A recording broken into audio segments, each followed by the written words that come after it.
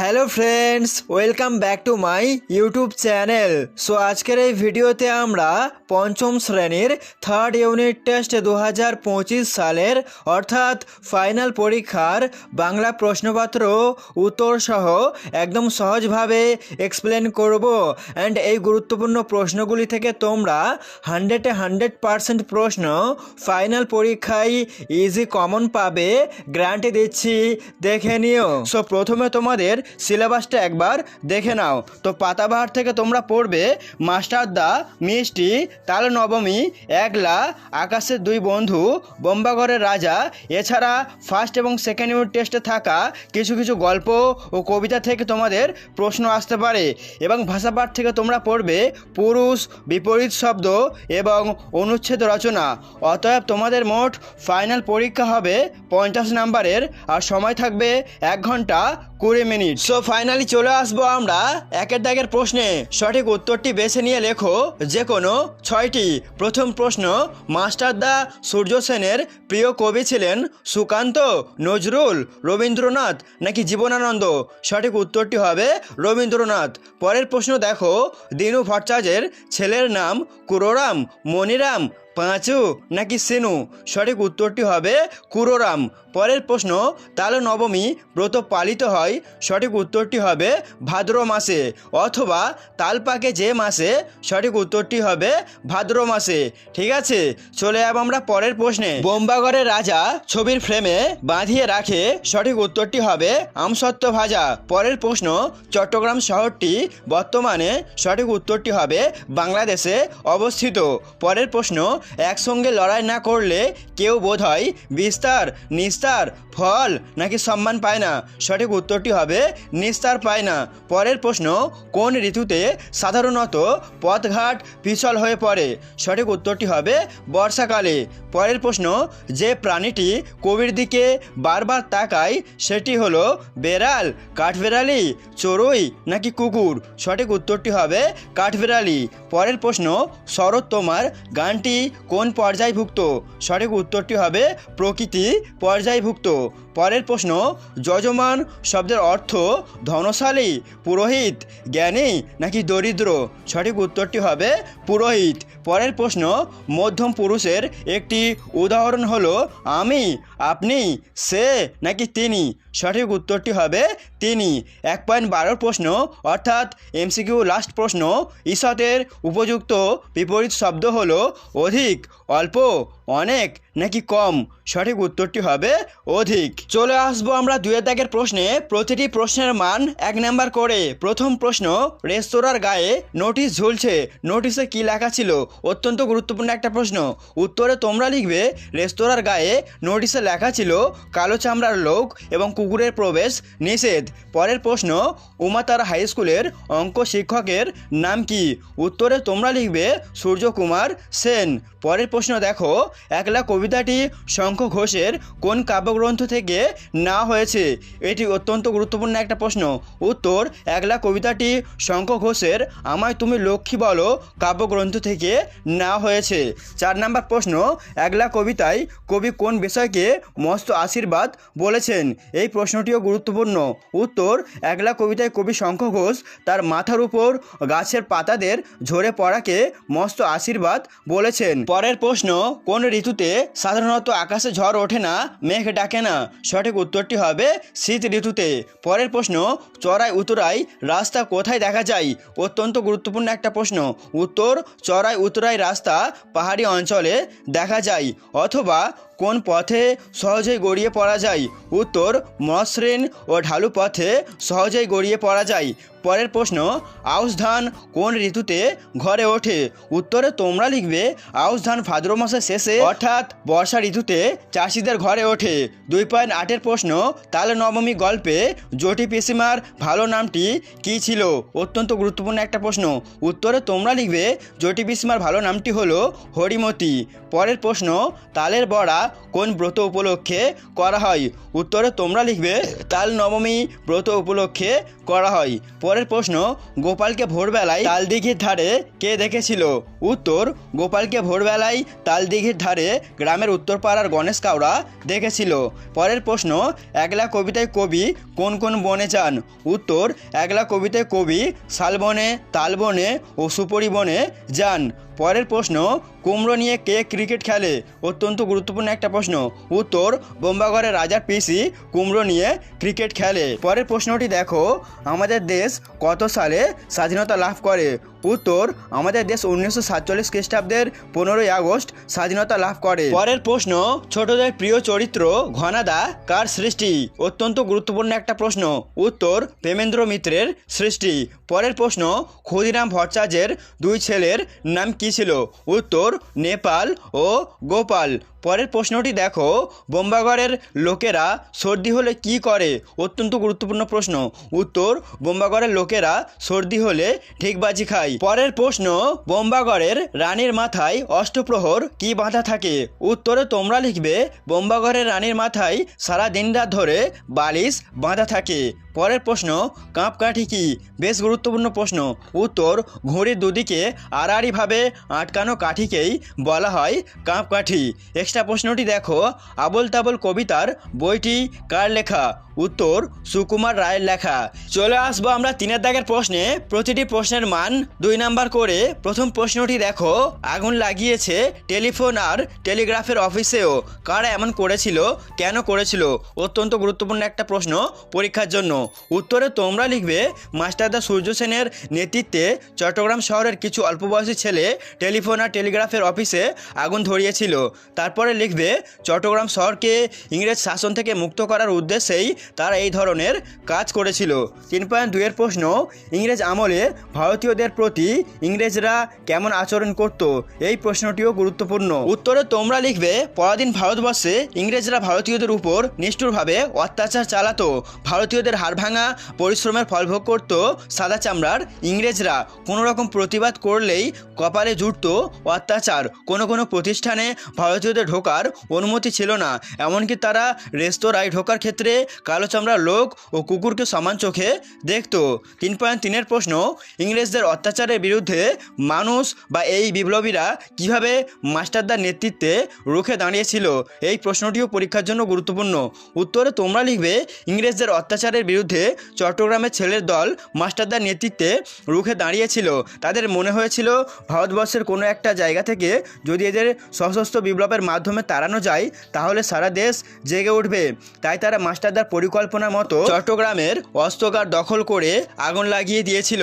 প্রথমে তারা টেলিফোন ও টেলিগ্রাফ অফিসে আগুন লাগিয়ে দিয়েছিল। ওই শহরের সাথে দেশের অন্য জায়গার রেল যোগাযোগও নষ্ট করে দিয়েছিল তারা। ব্রিটিশ পতাকা পুড়িয়ে স্বাধীন ভারতের পতাকা উড়িয়ে দিয়েছিল তারা। 3 দিনের জন্য চট্টগ্রামকে ইংরেজ শাসনমুক্ত করেছিল এই ছেলের দল। পরের প্রশ্নটি দেখো, ব্রিটিশ শাসিত ভারতবর্ষে কোন পতাকা উড়ত, তার বদলে বিপ্লবীরা কেমন পতাকা ওড়ালেন? উত্তরে তোমরা লিখবে ব্রিটিশ শাসিত ভারতবর্ষে ইউনিয়ন জ্যাক পতাকা উড়ত, তার বদলে বিপ্লবীরা স্বাধীন ভারতের পতাকা ওড়ালেন। পরের প্রশ্নটি দেখো, জটি পিসমার বাড়িতে কী বারে কেন তালের প্রয়োজন হয়েছিল? এই প্রশ্নটি বেশ গুরুত্বপূর্ণ। উত্তর, জটি পিসমার বাড়িতে মঙ্গলবারে তাল নবমীর ব্রত উপলক্ষে তালের প্রয়োজন হয়েছিল। পরের প্রশ্ন, কে কিভাবে জটি পিসমাকে তাল জোগাড় করে এনে দিয়েছিল? এই প্রশ্নটিও বেশ গুরুত্বপূর্ণ তোমাদের পরীক্ষার জন্য। উত্তরে তোমরা লিখবে গোপাল খুব ভোরবেলা ঘুম থেকে উঠে টিপটিপ বৃষ্টির মধ্যে তালদিঘির ধারে তাল কুড়োতে গিয়েছিল। তালদিঘির মাঠে ছিল 1 হাঁটু জল আর কাদা। সেই সব পেরিয়ে গোপাল তার সাধ্যমতো 2টো তাল সংগ্রহ করে জটি পিসিমাকে এনে দিয়েছিল। পরের প্রশ্ন, ভরা বর্ষায় ক্ষুদিরাম ভট্টাচার্যের দিন কিভাবে কাটতো? এই প্রশ্নটিও কিন্তু বেশ গুরুত্বপূর্ণ। উত্তরে তোমরা লিখবে ক্ষুদিরাম ভট্টাচার্যের আয় সামান্য, জমি জমার সামান্য কিছু আয় এবং 2-4 ঘর শিষ্য যজমানের বাড়ি ঘুরে যা পান তা দিয়ে কষ্টসৃষ্টে তার সংসার চলে। ভাদ্রের শুরুতে ভীষণ বৃষ্টির ফলে গ্রামের অন্যান্য দরিদ্র গৃহস্থের মতোই তার বাড়িতেও রোজ হাঁড়ি চড়ে না। বর্ষাকালে যজমানের বাড়ি থেকে আসা সামান্য ধানও ফুরিয়ে গেছে। তার আশা ভাদ্রের শেষে আউশ ধান উঠলে তখন কিছু ধান ঘরে আসবে এবং ছেলে মেয়েরা পেট পুড়ে খেতে পাবে। পরের প্রশ্ন, আকাশের দুই বন্ধুর নাম লেখো। বন্ধুত্বকে অটুট রাখতে তারা কি সিদ্ধান্ত নিয়েছিল? এই প্রশ্নটিও পরীক্ষার জন্য গুরুত্বপূর্ণ। উত্তর, আকাশের দুই বন্ধু গল্পে দুই বন্ধু হলো পেটকাটা ও চাঁদিয়াল নামের দুটি ঘুড়ি। তারপরে তোমরা লিখবে, মানুষ সুতোর সাহায্যে ঘুড়িদের গোলাম বানায়, তাই পেটকাটা ও চাঁদিয়াল দুটি ঘুড়ি পরস্পরের সুতো ছিঁড়ে নিজেরাই নিজেদের মুক্ত করার সিদ্ধান্ত নিয়েছিল। পরের প্রশ্নটি দেখো, কবি যখন একলা থাকেন তখন তার সঙ্গে কারা থাকে? এই প্রশ্নটিও পরীক্ষার জন্য গুরুত্বপূর্ণ। উত্তর, কবি যখন একলা থাকেন তখন কবির সঙ্গে থাকে সবুজ গাছপালা আর তার ভিতর দিয়ে চলে যাওয়ার পথ। এছাড়াও কাঠবেড়ালি, গাছে ঝরা পাতা, এমনকি শাল বা তাল সুপরির বনও কবির সঙ্গেই থাকে। পরের প্রশ্ন, একলা কবিতায় চুপ থাকাটাও কিভাবে কবির মনে বাজনা বাজায়? উত্তরে তোমরা লিখবে, কবি কখনো কখনো নিজেকে একা ভেবে দুঃখ পান। তার একাকিত্ব, নীরবতা তাকে কষ্ট দেয়, কিন্তু তিনি প্রকৃতির কাছে সঙ্গ পান। সবুজ গাছপালা, গাছের ছায়ার ঢাকা পথ, চঞ্চল কাঠবেড়ালি কবিকে সঙ্গ দেয়। গাছের পাতা তার মাথার উপর ঝরে পড়ে, গাছের পাতায় ঝরে পড়ার শব্দ, কাঠবেড়ালির লাফালাফি সবই যেন ছন্দের মতো কবির প্রাণে প্রতিধ্বনিত হয়। তখন কবি চুপ করে থাকলেও তার মনে যেন একটা মিষ্টি বাজনা বাজিয়ে চলে। পরের প্রশ্নটি দেখো, পশ্চিমবঙ্গের কোন জেলায় শালবন রয়েছে? শাল পাতাকে মানুষ কীভাবে ব্যবহার করে? উত্তর, পশ্চিমবঙ্গের মেদিনীপুর জেলায় শালবন রয়েছে। তারপরে লিখবে, শালপাতা সাধারণত খাবার পরিবেশনের কাজে লাগে। এছাড়া পুজোর প্রসাদ বিতরণ, ঠোঙা এবং থালা তৈরিতে প্রভৃতি কাজেও শালপাতা ব্যবহৃত হয়। পরের প্রশ্নটি দেখো, ঘুড়ি সাধারণত কোন কোন জিনিস দিয়ে তৈরি?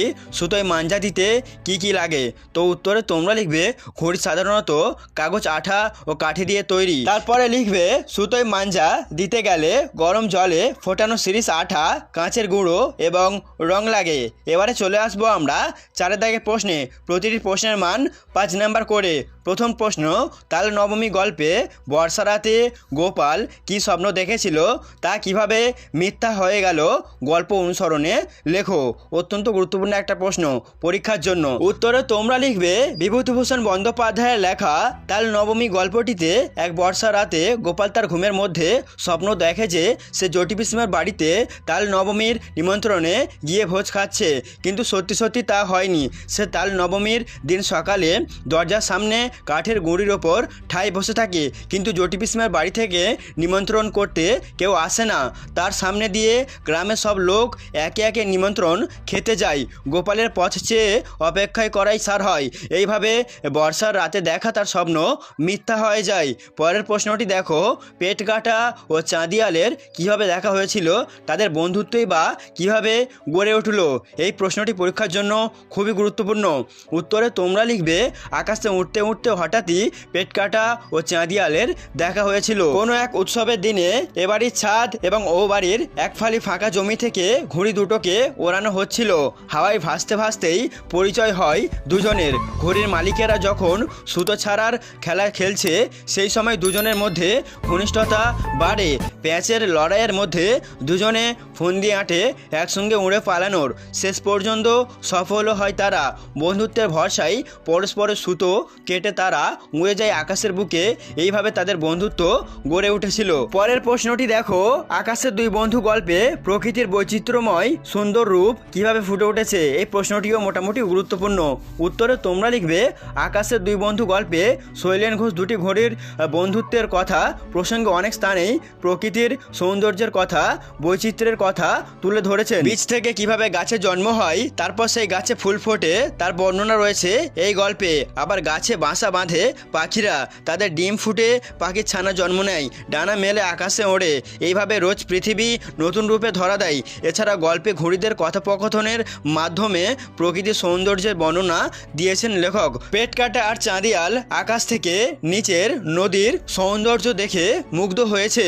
চাঁদিয়াল একটি ছেলের মাস্টার মশাইয়ের মুখে শুনেছে পৃথিবীটা খুব সুন্দর, অনেক পাহাড়, ঝর্ণা, গাছ, ফুল আছে এই পৃথিবীতে, আবার কোথাও শুধু বরফ।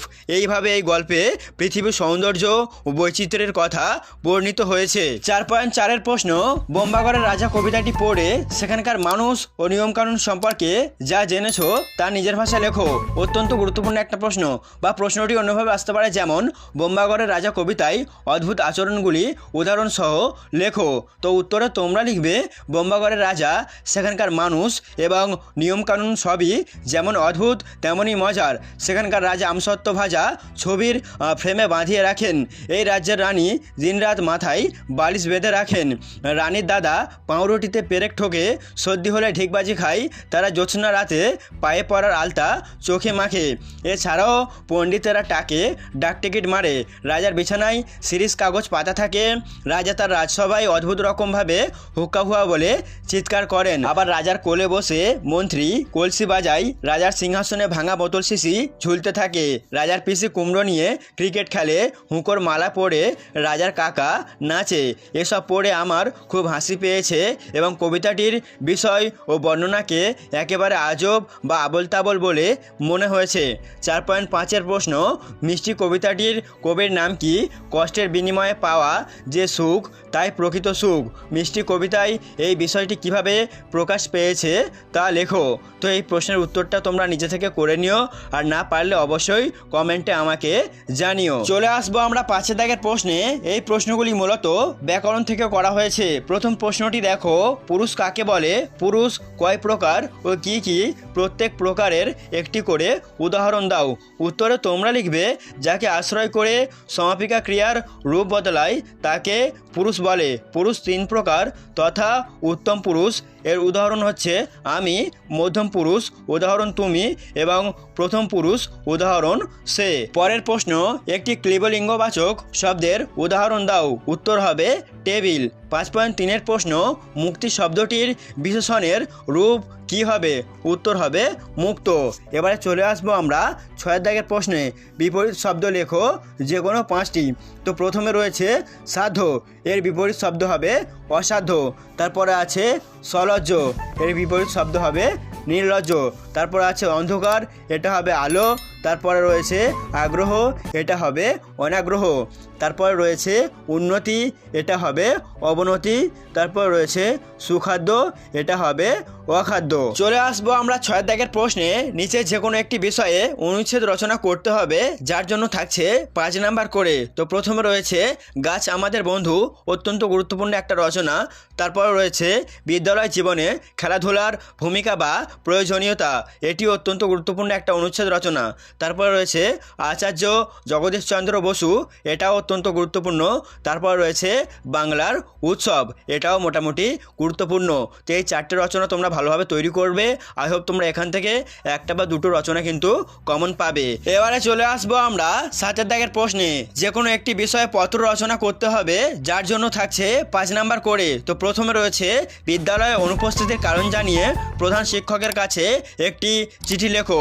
খুবই গুরুত্বপূর্ণ একটা চিঠি তোমাদের পরীক্ষায় পড়ার জন্য। 7.2-এ রয়েছে পুজো ছুটি কিভাবে কাটালে তা জানিয়ে বন্ধুকে একটি চিঠি লেখো।